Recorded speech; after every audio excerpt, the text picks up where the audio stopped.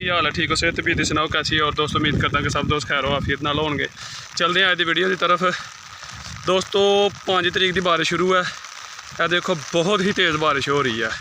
तो इस दफ़ा जोड़ा ना रहमत तो नहीं कह सकते, बारिश तो वैसे अल्लाह ताला की रहमत होंगी है।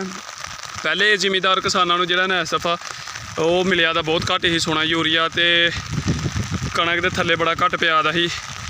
तो उत्ते बारिश जी है सारे लोगों ने पानी ला लिया था। बारिश ज़रा लेट हुई है जिसकी वजह तो यह पानी देखो पैलियां के नक्के मैं तोड़े ने हूँ सारे। यह 5 किले का प्लाट ही, यह सारी पैली के देखो पानी कितना हो गया था।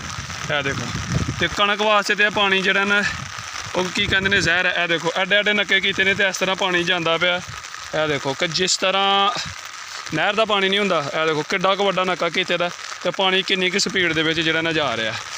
बारिश के नक्का कीते ने कुछ लोग जिहड़े ने बेवकूफ़ी करते हैं। फॉर एग्जाम्पल कि मैं नक्का किया अगे किसी की पैली दे विच, अगर इन्हें मेरा नक्का बंद छड़िया या मैं पिछले का नक्का बंद छड़ा ना, तो फिर गलत गल हो जाती है। क्योंकि पानी है, पानी तो पैलियां दे विच जाके निकलना है।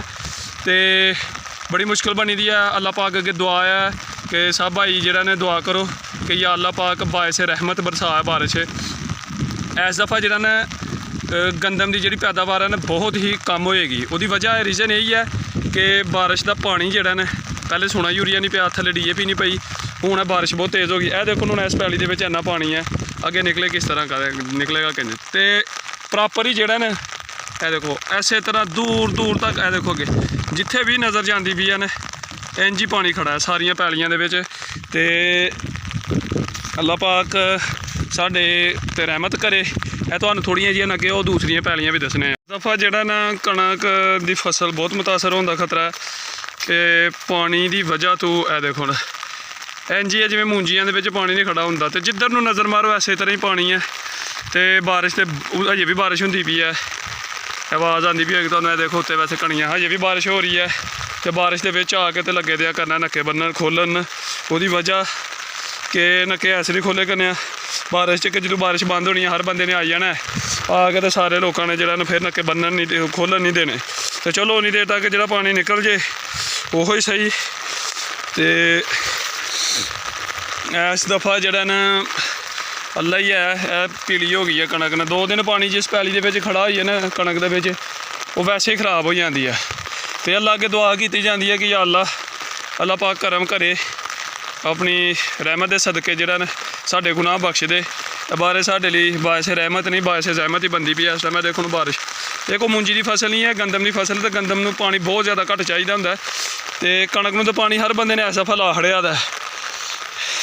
यह देखो किस तरह पानी जोड़ा निकलता पाया।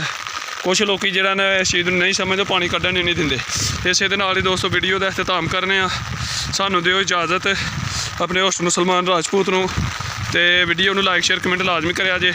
वीडियो अपलोड भी 2 दिन तो बाद होनी है। उसकी वजह कि ट्रांसफार्मर साडा सड़ गया था। तो माशाअल्लाह साडा महकमा जोड़ा ना बापडा दा ये अगे ही उंजदा है। तो हूँ ट्रांसफार्म आएगा तो फिर ही है। इस हूँ मेरी पैली है, ये पानी आना तो उत्ते चाचे की पैली है। पिछू इन्हें बंद किए ने। तो यह देखो वो पैली चो मेरे वाली च जाता पा नक्का, लेकिन अगर मैं बन छड़ागा तो पानी तो निकलना ही है। तो यह बनिया तो नक्का उन्हें भी मेरी पैली है। यह पैली के भी नक्का इन्होंने बन छड़ा था, लेकिन इस तरह तो नहीं होंगे। हूँ इस नक्के खोलने तो बाकी अगे चलने। इस वीडियो का अख्तिताम करने। अल्लाह हाफिज़।